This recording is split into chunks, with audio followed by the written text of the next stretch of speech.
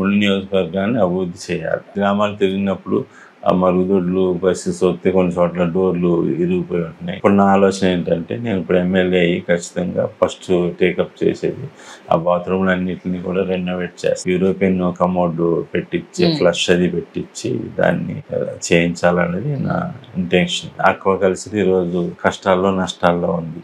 Marketing లో వాళ్ళకి మద్దతు ధర రావట్లేదు. ప్రొక్యూర్మెంట్ చేసేవాళ్ళు ఉన్నారు.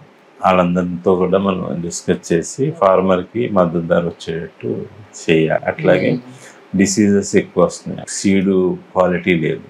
ఆల్టర్నేటివ్ ఫీడ్ ఎలా తగ్గించాలనేది కూడా చేసి ఆ సెక్టార్ని కాపాడాలి. Next drinking water. నేను నా టైంలో మా 70 గ్రామాల్లోని 96 ప్లాంట్లు పెట్టించారు. ఇప్పుడు ఎక్కడ తిరిగి చూసినా మొత్తం మీద 4-5 పని చేస్తున్నాయి. మిగిలిన మూతడిపోయాయి. ఇప్పుడు నేను ఓపెన్ చేయించాలి. ఆక్వా కల్చర్ వల్ల వాటర్ మొత్తం డ్రైన్ ఇరిగేషన్ అంతా మెర్జ్ అయిపోయి క్వాలిటీ వాటర్ రావట్లేదు. శాండ్ వేస్ట్ ఫిల్టర్ సరిగ్గా అవ్వదు. అప్పుడు దానికి ఆల్టర్నేటివ్ గా మనం ఆలం ట్రీట్మెంట్లు తీసుకొచ్చాం. ట్రీట్మెంట్ అన్ని చేయాలి. సెంట్రల్ గవర్నమెంట్ స్కీమ్ ఉంది. ఆ స్కీమ్ ఇంప్లిమెంట్ చేసి ప్రతి ఇంటికి కూడా సలహా ఇచ్చి మంచినీటి సమస్యని పరిష్కారం చేయాలి.